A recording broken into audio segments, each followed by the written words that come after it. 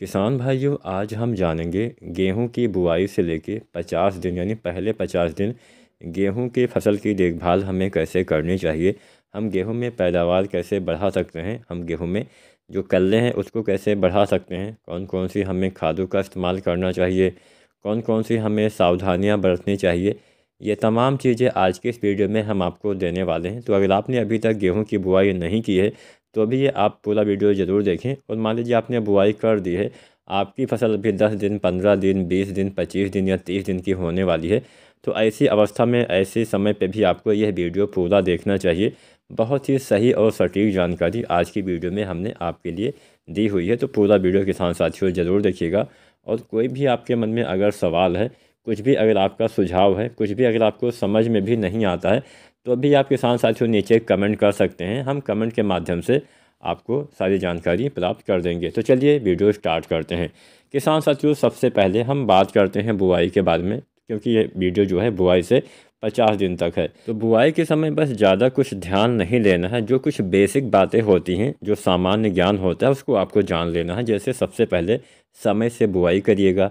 अगेती बुआई हम 20-25 अक्टूबर से ही शुरू कर देते हैं, और ये जो अगेती बुआई है वो नवंबर के प्रथम सप्ताह तक चलती है। उसके बाद अभी हम जो है वो समय वाली किस्में लगा रहे हैं। इसके बाद बहुत से किसान साथी गन्ना जो होता है, पेड़ी गन्ने की कटाई करने के बाद भी गेहूं लगाते हैं, तो वो पिछेती बुआई करते हैं।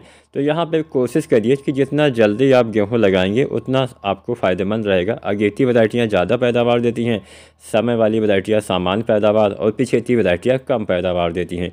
इस बात का ध्यान रखिएगा। अपने क्षेत्र के हिसाब से आप किस्मों का चयन करिए जो आपके इलाके में अच्छा पैदावार देता हो, और नई नई वैरायटियाँ लगाइए। पुरानी वैरायटियाँ लगाने से बचिए, क्योंकि जो किस्में पुरानी हो जाती हैं उसमें बीमारियाँ भी ज़्यादा आने लगती हैं, और उसमें उत्पादन भी हमें कम देखने को मिलता है। आजकल बहुत सारी नई वैरायटियाँ मार्केट में आपको देखने को मिल जाएंगी। तो आप नई किस्मों का हमेशा हमेशा किस्म खरीदते समय कुछ सावधानी भी बरतिए। हमेशा अच्छे प्रमाणित संस्थाओं से ही आपको बीज की खरीदारी करनी होती है। अगर आप ऐसे भी कहीं से बीज ले आते होंगे तो हो सकता है वो आपको मिलावट वाला बीज यानी पुराना बीज वो दे देता है, बोलता है नया है, लेकिन ऐसा होता नहीं है। तो मान लीजिए कोई नई वैरायटी है, उसको आप लगाने वाले हैं, और आपने अच्छी जगह से वो बीज नहीं लिया हुआ है, तो क्या होता है कि आप तो सोचेंगे कि हाँ, हमने यह वाली वैरायटी लगाई थी और हमें उत्पादन उतना ही मिला ही नहीं, तो ये वैरायटी अच्छी नहीं है। वैरायटियाँ अच्छी होती हैं, लेकिन हमें अच्छे बीज नहीं मिल पाते हैं। तो बीज के चुनाव के समय बहुत सारी बातों का आपको ध्यान देना पड़ता है। तो ये तो बीज वाली बात हो गई। अब ऐसे ही आपको खादों के ऊपर भी ध्यान देना पड़ता है।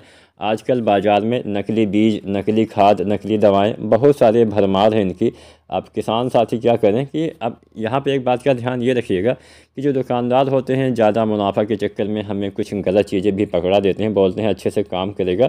तो अपने हिसाब से आपको देख लेना है। ऐसा नहीं कि हाँ, मान लीजिए कोई चीज़ सस्ती है तो अच्छे से काम ही करेगी। हालांकि सस्ती चीज़ें बहुत सारी आपको मिल भी जाती हैं, लेकिन हाँ, समय से समय रहते अच्छे से अगर आप सब कुछ करते हैं, सही से आप खादों की खरीदारी भी करते हैं, क्योंकि खाद भी आजकल मिलावट उसमें भी किसान साथियों देखने को मिलने लगी है। तो यहाँ पे हमने बात की खादों की, तो अब हम ये भी जान लेते हैं कि हमें कौन कौन सी खादों का इस्तेमाल गेहूं की बुआई करते समय करना चाहिए। अब गेहूं की बुआई अगर आप समय वाली बुआई करते हैं तो उसमें आपको जो डीएपी है 55 किलो के आसपास देना होता है। 55 किलो डीएपी 1 एकड़ खेत के लिए पर्याप्त रहने वाली है। यहाँ पे हम जितनी भी खाद की मात्रा बताएंगे वह प्रति एकड़ यानी 1 एकड़ खेत के हिसाब से आपको बताएंगे। तो डीएपी आपको 55 किलो जो आप समय से गेहूं की बुआई करते हैं उसमें डालना है। अगर आप यही अगेती बुआई करते होंगे तो अगेती बुआई में 10-15 आपको किलो ज़्यादा डीएपी देना पड़ेगा। तो वहाँ पे आप मान के चलिए 65 किलो 70 किलो तक आप जो डीएपी है वो आप डाल सकते हैं, क्योंकि अगेती वैरायटियाँ ज़्यादा पैदावार देती हैं तो ज़्यादा खादों की आवश्यकता भी उसमें पड़ती है। तो अगेती बुआई आप 20 अक्टूबर, 22-25 अक्टूबर से स्टार्ट कर देते हैं, तो उसमें आपको जो डीएपी है वो 10-15 किलो ज़्यादा देना पड़ेगा। तो सामान्य अवस्था में 55 किलो डीएपी डालना है। इसके साथ में यूरिया भी आपको डालना है, लगभग आधा बैग यूरिया डालिए।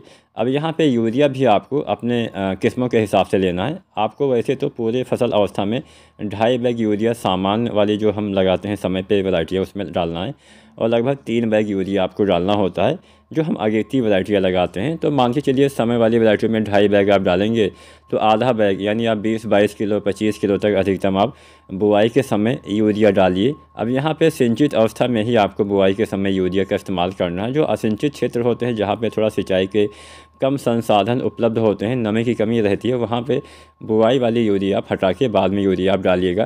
क्योंकि जो किसान साथी बुआई के समय यूरिया नहीं डालते हैं, अगर वहाँ पे डाल देंगे तो हो सकता है नुकसान करे, इस बात का ध्यान रखिएगा। तो यूरिया हो गया, डीएपी हो गया, साथ में आपको पोटास अवश्य डालना है। जो पोटास आता है एमओपी पोटास 60% वाला, इसका इस्तेमाल करिए। 60% वाला पोटास लगभग आप 25 या 30 किलो आप इस्तेमाल करिए। अगर आप अगेती जो है वैरायटियाँ लगाते हैं, उसमें पोटास आपको लगभग यहाँ पे आप 35 किलो या 37 किलो तक आपको पोटास एमओपी पोटास 60% वाला, यानी पोटास की मात्रा भी अगेती वाली वैरायटियों में थोड़ा ज़्यादा देना पड़ेगा। 35 या 37 किलो तक आपको देना चाहिए। वैसे सामान्य अवस्था में 25 से 30 किलो आपको जो है वो एमओपी पोटास का इस्तेमाल बुआई के समय, ये तीनों खादें, डीएपी जो मैंने बताया 55 किलो, यूरिया मैंने आधा बैग बताया, और पोटास मैंने बताया 25 से 30 किलो, इसका इस्तेमाल गेहूं की बुआई करते समय अंतिम जुताई के समय आपको डाल देना होता है। अच्छा लाभ मिलेगा। अगर आप बाद में यही खादें डालते हैं तो उतना अच्छे से लाभ नहीं मिलता है। इसके बाद हम पहले और दूसरे पानी पे यूरिया डालते हैं। तो पहले पानी पे वही आपको 1 बैग यूरिया, और दूसरे पानी पे भी 1 बैग, यानी 40-45 किलो पहले पानी पे यूरिया, और 40-45 किलो दूसरे पानी पे आपको किसान साथियों यूरिया खाद का इस्तेमाल करना होता है। तो यहाँ पे हमने यूरिया के साथ साथ अन्य सभी खादों की मात्रा आपको बता दी। अब यहाँ पे किसान साथियों हम कुछ चीज़ें और डाल सकते हैं। जैसे हम जिंक का इस्तेमाल करते हैं। जिंक की कमी से पौधे छोटे बौने रह जाते हैं।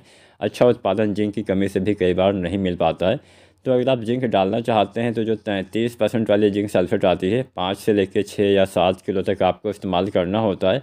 या फिर जो 21% वाली जिंक सल्फेट आती है, 8 से लेकर 10 किलो प्रति एकड़ के हिसाब से इस्तेमाल करना होता है। अब यहाँ पे जिंक हम बुआई के समय नहीं डालेंगे, क्योंकि हम डीएपी डालेंगे, और डीएपी में फास्फोरस होता है, और फास्फोरस के साथ जिंक हम नहीं डालते हैं, क्योंकि ये दोनों खादें रिएक्शन करती हैं, ख़राब हो जाती हैं।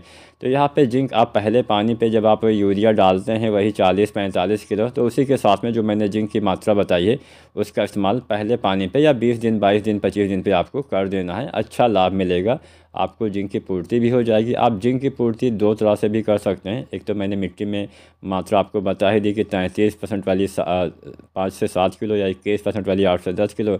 अगर आप जिंक का छिड़काव विधि से प्रयोग करना चाहते हैं तो आप पहले भी कर सकते हैं। वहाँ पे डीएपी वाला कोई मेथड नहीं होता है, क्योंकि हम पत्तियों के ऊपर छिड़काव करेंगे।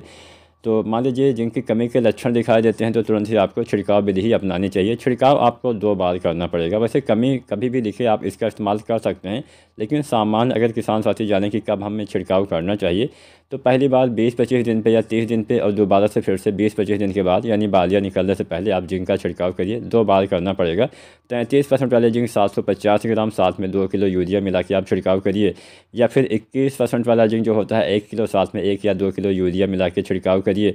अगर आप यूरिया नहीं डालना चाहते हैं साथ में, तो आपको बुझे हुए चूने का पानी इस्तेमाल करना पड़ेगा। केवल सिंगल जिंक नहीं डालना है। या तो आपको दानादार यूरिया 1 से 2 किलो मिला लेना है, या फिर बुझे हुए चूने का पानी आपको मिला लेना है, तब आप ये जो जिंक है अच्छे से काम करेगा। तो जिंक के बारे में हमने जान लिया। एक खाद और है जिसका हम इस्तेमाल कर सकते हैं, वो है सल्फ़र। सल्फ़र के इस्तेमाल से नाइट्रोजन की क्षमता काफ़ी बढ़ जाती है। तो जब आप यूरिया डालें, मतलब पहले पानी पे जब आप यूरिया डालते हैं, उस समय अगर आप सल्फ़र भी डाल देते हैं तो बहुत ही अच्छा फ़ायदा देखने को मिलता है।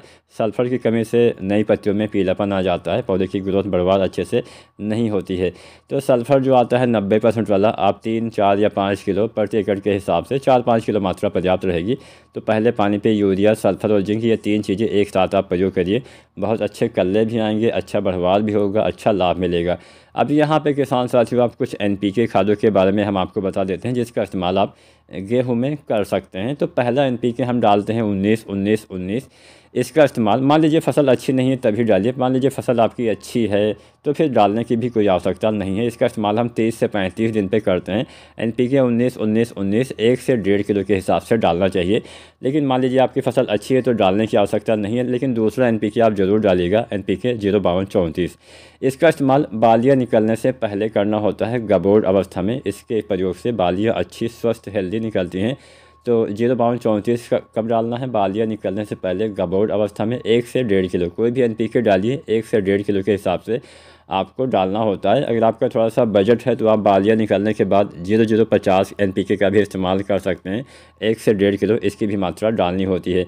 अब जब आप 0.34 डालते हैं बालियाँ निकलने से पहले तो बोरोन खाद का इस्तेमाल करिए। जो बोरोन आता है 20% वाला, लगभग 100 या 125 ग्राम मात्रा प्रति एकड़ के हिसाब से NPK 0.34 के साथ में बालियाँ निकलने से पहले डालते हैं तो पॉलिनेशन अच्छे से होता है, परागण अच्छे से होता है, जिससे सभी दाने का भराव गेहूँ के अच्छे से होता है। दाने में वजन, दाने का चमक, मतलब दाने के लिए काफ़ी फ़ायदेमंद यहाँ पे बोरोन रहने वाला है। तो बोरोन भी आप डाल सकते हैं। यहाँ पे हमने लगभग बुआई से कटाई तक आपको जानकारी दे दी। सही समय पे सभी खादों का इस्तेमाल करिए। कोई भी आप ग्रोथ प्रमोटर भी चाहें तो डाल सकते हैं। बुआई के समय सागरिका दानेदार 10 किलो के हिसाब से डालना होता है, या फिर आप सागरिका लिक्विड डालना चाहते हैं तो कल्ले निकलते समय लगभग 250 ml से 500 ml तक आपको डालना होता है। जब आप NPK 19-19-19 डालते हैं उसी समय आप सागरिका जो लिक्विड आती है इसका भी प्रयोग 250 ml से 500 ml तक करेंगे तो भी अच्छा लाभ मिलता है। तो उम्मीद करते हैं आज की जानकारी, आज की वीडियो आपको पसंद आई होगी। वीडियो जानकारी पसंद आई है तो लाइक शेयर करें, चैनल को सब्सक्राइब करें। धन्यवाद।